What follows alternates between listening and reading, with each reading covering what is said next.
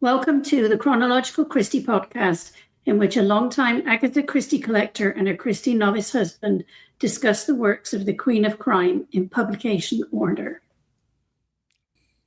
In this bonus episode, we are taking a look back at two new fun versions of The Mysterious Affair at Styles we've recently added to our library.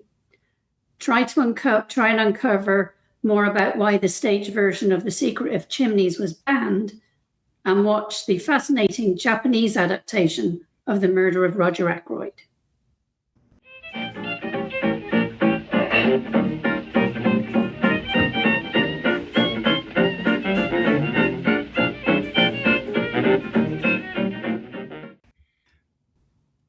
Welcome to the Chronological Christie podcast. We are your hosts. Gillian Porter, a long-time Agatha Christie reader and collector. And her husband, Alan Porter, who after almost 40 years of sharing a house with Agatha Christie books, has decided that he should read them. Okay, well, first we're going to look at the two adaptations of The Mysterious Affair at Styles. The first one is a book called A Greyhound Investigates the Mysterious Affair at Styles by John Gaspardo. He also credits Agatha Christie. The synopsis reads, join Reggie, a courageous greyhound and former mercy dog, and his owner, Captain Hastings, as they unravel a mystery that's captivated millions. What did we think? I was really interested to see how this would be done and ended up being rather disappointed. Reggie is a good character, and I enjoyed reading about him being a mercy dog, but he is just inserted into the original text rather than creating something original. I expected that Reggie would do some sleuthing, but he just takes over Hastings' job as the narrator. No disrespect to the author, he chose to do what he does, and good luck to him. You know, that's his choice. Maybe I would have been more into it had I not recently read the book for the podcast. Plus, when you add in the fact it's not a favorite of mine, it became more of a chore. So I skimmed rather large bits, I must admit.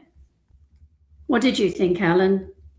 Like you, I thought it was an interesting attempt to do something different with one of the 7 Christie stories that are now in the public domain here in the US. But it doesn't quite work. The information at the start about the mercy dogs and how they were used to sniff out severely wounded soldiers on World War I battlefields was fascinating, and actually not something I'd been aware of before. I actually ended up doing quite a lot of reading about that and was really impressed by the dogs and what they did and the way they were treated. Some brave animals doing a very important job. Really surprised me. It gave the author a chance, I think, to talk a bit more in depth about Hastings' wounds and his convalescence. From that aspect, him having the dog with him at Styles sort of made sense. It did, and I agree. The mercy dogs were very interesting. But unfortunately, once it actually gets to the Agatha Christie part of the story, as you said, the dog becomes little more than a passive observer, just repeating things that Hastings had done in the original text. So really it didn't add any value over the original text. You know, I've read some of these pastiches and things in before, you know, the one that springs to mind is like Pride and Prejudice and Zombies or something, where they added to the original text and the new characters felt like they were playing a role. And here, unfortunately, you know, Reggie was an interesting character in and of itself and his background and the whole thing about the mercy dogs. But beyond that, he really didn't do anything better.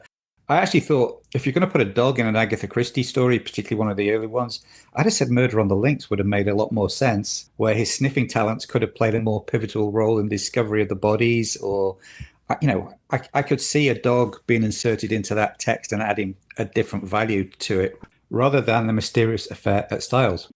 Yeah, I agree. I think there were much more interesting stories where there could have been more done with Reggie. Yes. So, interesting experiment.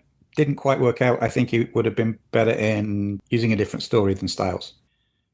But it sounds like he had a nice life at Styles, hanging out with Hastings. Lying around eating snacks and listening to people. Yeah. Worst things in life. I also thought with that it was nice that they then retired Reggie. You know, I like that aspect and hope that happens with the mercy dogs that survived, that then they were given a good home and a comfortable life. Yeah, I hope so. An interesting early look at the concept of the support animals and that we Our son-in-law has ex-military, has a support dog to help him with his PTSD, who's a very important member of the family. So it was interesting to see this sort of early application of that. The second book we just added to our library around the mysterious affair of Styles is a graphic novel, a young reader really aimed at children. It is part of a mini mystery series written by Marcy K. Monson, I hope that's pronounced, and illustrated by Greg Paprocki. Again, probably butchered the name, my apologies. I thought this was a fun take on Styles. It's beautifully designed, not just as a children's book. I think it's just a beautifully designed book that really manages to distill the story down to very few pages while still keeping it very accessible and engaging. I thought the rhyming scheme in the text was clever and gave the text a nice upbeat rhythm as you were reading it. Basically, it opened up into a double-page illustration with some text by the side of it. And each of the double-page spreads, I thought, were very cleverly designed to help tell the story while providing an interactive challenge. Every double page has something to do, even if it's only just finding the mouse, which, by the way, is the character of Hastings in this, is played by a mouse, which was sort of a fun touch.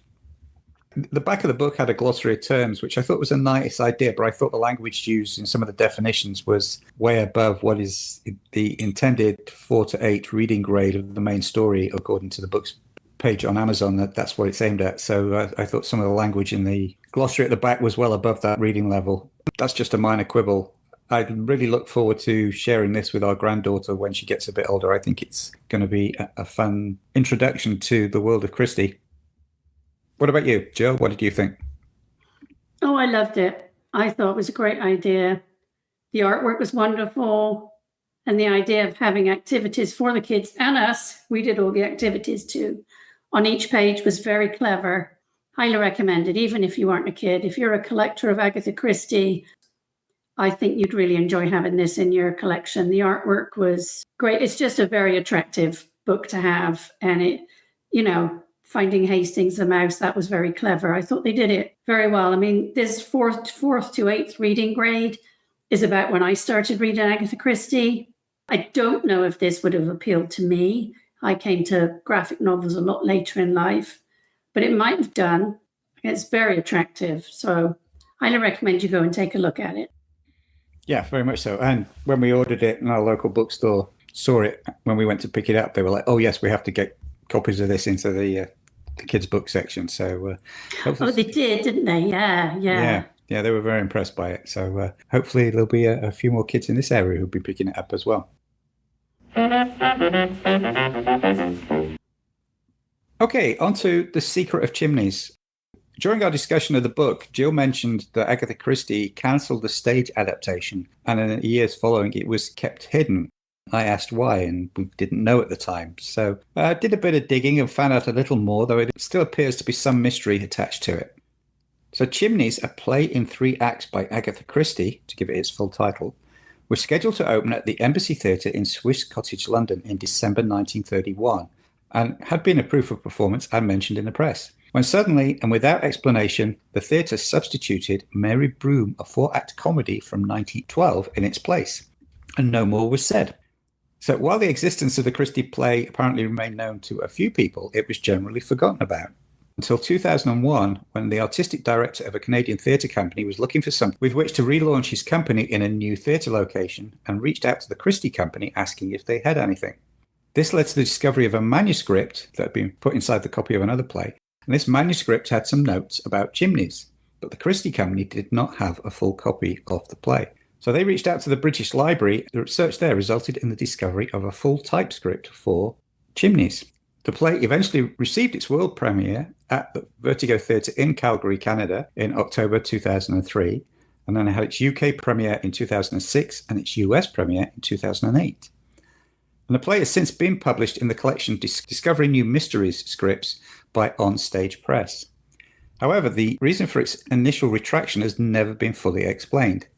In Julius Green's book, Curtain Up, on Agatha Christie in the theatre, he suggests that Agatha felt it concentrated too much on the oil concessions side of the story, and it was too much of its time and place to sustain a long theatre run. Interesting observation.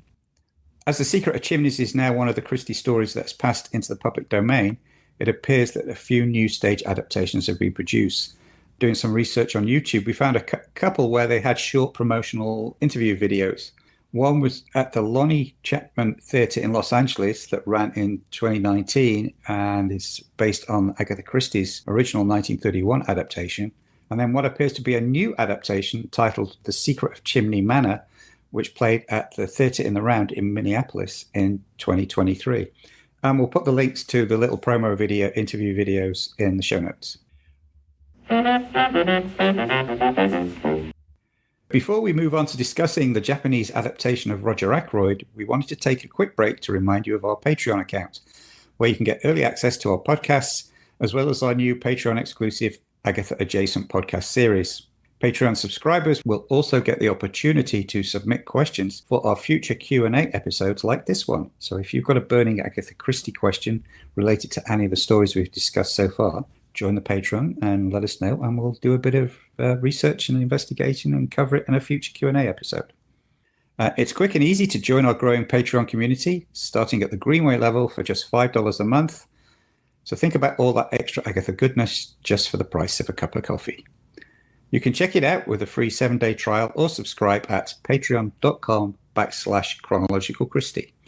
And thanks for your support.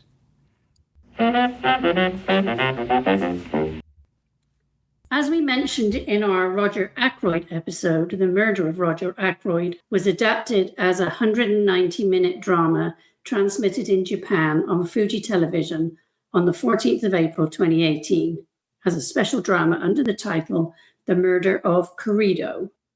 At the time, we watched the trailer and enjoyed it, but couldn't find the full show. After we posted about it online, a listener messaged us with the link to the full version on YouTube. Thanks so much for that. And we got to give it a watch. So what did we think? Okay, my first comment is I thought it was rather long, but it was a really good adaptation. They pretty much covered everything, which is unusual in adaptations. But it was cleverly done and very faithful to the source material. It was also quite funny at times, and I loved the way the Poirot character, Seguro, played to the camera. I thought that was pretty funny. The sister, she was a delight, and there was a scene with some rice curry, which was funny, clever. It was excellent. It was excellent. I enjoyed the Japanese scenery as well, and I did wonder whether they were trying to recreate the houses in the book, or whether that was how 1950s Japan looked like, as that's when it was set, 1950s. The final scenes for me were rather drawn out, but I think I'll let Alan talk about that. He has a lot more to say about this than I did. I thought it was a great adaptation. Highly recommend you go find it. We'll make sure we put the link in the show notes so that you can go take a look. We will indeed. Just a note on that, though, I have been told that link tends to disappear periodically from YouTube, so we will put the link in the show notes, but if that link is no longer active, our apologies, but we have no control over it. Jill said, yes, I have quite a bit more to say about this, but it's nearly all good. Like Jill, I really enjoyed this Japanese production. It was easily the most faithful and accurate adaptation we've come across so far, with only a few changes along the way, most of which actually worked well, I think, in telling the story. Thought all the characters were very well developed and a delight to watch. The standouts for me were, like Jill, the Doctor's sister, the Caroline Shepherd in the novel. Here she is Shiba Kana. She was bright, funny, and just the right side of annoying in a good way. I will say, slight negative, I felt that the Dr. Shepherd equivalent, Dr. Shiba, was a little too soft-hearted for the majority of the movie, but he did play it well, especially in some scenes that if you already knew he was the murderer, his reactions could be read in two ways, and I thought that was very clever. I liked the decision to play the detective Seguro Takura as more of an avatar of Poirot rather than a direct interpretation. Yes, he had some of Poirot's quirks and mannerisms, but I felt he was also a well-defined character in his own right with a very mischievous sense of humour. Like Jill, I loved the way that he would occasionally break the fourth wall and play directly to the camera. And one thing we spotted, I don't know if it is what we thought we heard, but it seemed they tended to use the first few bars of what sounded like a Japanese version of the Mission Impossible theme each time he made a significant discovery. And we found that was amusing. Maybe it isn't a Mission Impossible theme, but it certainly sounded like the first few bars of it to us. I also wanted to give a shout out to the police inspector, whose name escapes me currently. I loved his fanboys' reaction around that superb detective, as Seguro described himself, even down to asking for a selfie with Seguro. I thought that was funny. I will say, as Jill pointed out, they did draw the ending out too long, way too long. Personally, I found the final confrontation scene between Seguro and Dr. Shiba very powerful as the conversation developed in Seguro's living room against the backdrop of a setting sun. I thought that was very well staged. I loved the cinematography around it. And Dr. Shiba's expressions and tone alter as he gradually realizes with each revelation that he's no way out, that really Seguro had figured it all out and knew what was going on. There's a couple of negatives, though. Unfortunately, I felt it was undermined by the revelation that he stole the blackmail money to get an operation for his sister who had a brain tumor. And I think that turned his sister, Kana, from being a strong-willed, independent-thinking character into a figure of pity, which she didn't deserve. Also, while it was enough for Seguro to explain how the murder was committed and the intricate plans of the doctor, we didn't then need a final. It felt like 20 minutes. It may not have been, but it felt like really drawn out, showing the doctor doing all the stuff that had just been explained. Either explain it or show it, but don't necessarily do both. We were like, oh, it's got to the end and it says there's still half an hour to go. And that did feel unnecessarily drawn out. But again, that might be a cultural stylistic storytelling technique.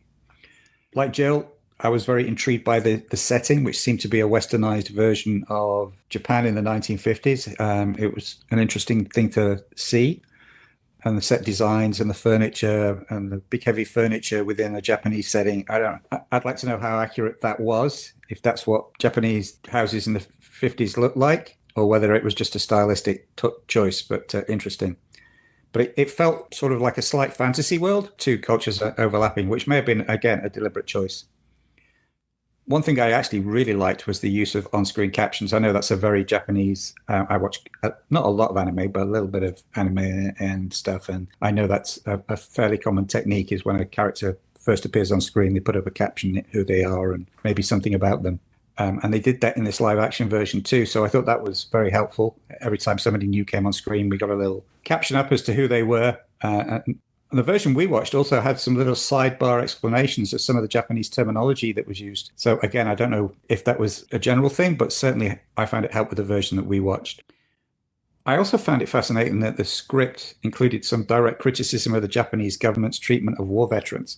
Again, not something that we tend to think about from our perspective, is post-war Japan and the way they treated their soldiers and the veterans. So I thought those direct criticisms within the script were very interesting.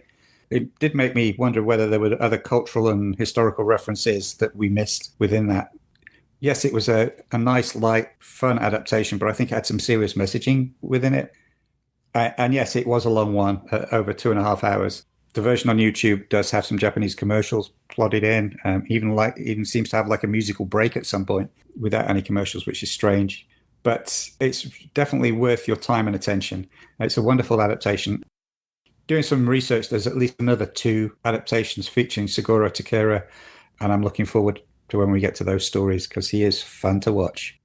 He was indeed. Do you want to add anything else before we sign off? I was wanting to agree with you on the character of his sister. That whole she needed brain surgery and she was going to die within 6 months. So could they wait about releasing his notes until after that? And like you said, turning her from an interesting, independent character with a sidelining interesting recipes into a figure of pity. I thought that was a real shame because she'd done such a good job, the actress, and she was such a great character. I thought that was an interesting but unfortunate choice. Yeah, I'd agree with you. I don't think she's going to be writing a recipe book anytime soon either. No. But I wouldn't let that detract from the overall thing. It was just at the end, it was like, oh, it's a shame they made that choice, but it didn't really detract from how excellent everything was generally. All right, thanks for joining us for this episode of the Chronological Christie podcast. If you would like to leave a rating or a review on your favorite podcast platform, that would be great. And don't forget to subscribe so you don't miss out on future episodes. If you would like to discuss any aspects of this episode, you can message us on the Chronological Christie Instagram account, a link for which will be in the show notes. And you can find us on social media. Jill, where can you be found? I can be found on Instagram and TikTok, and they both have Chronological Christie accounts, and on my author TikTok under Jilly Kent. I can be found on most social platforms by searching for @Alan J. Porter, or via my author's website at alanjporter.com. And if you want to keep up with our various writing projects, you can sign up for our free newsletter at alanjporter.substack.com. The books discussed on this podcast can be found on a dedicated Chronological Christie section of our online bookstore at bookshop.org. The link will also be in the show notes. Please join us for our next regular episode where we'll be discussing the Seven Dials mystery. We look forward to you joining us.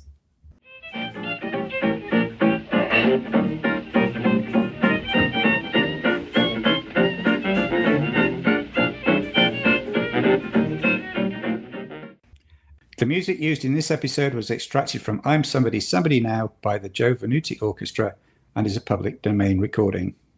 The Chronological Christie podcast is a production of Megrin Entertainment, a division of 4J's Group, LLC.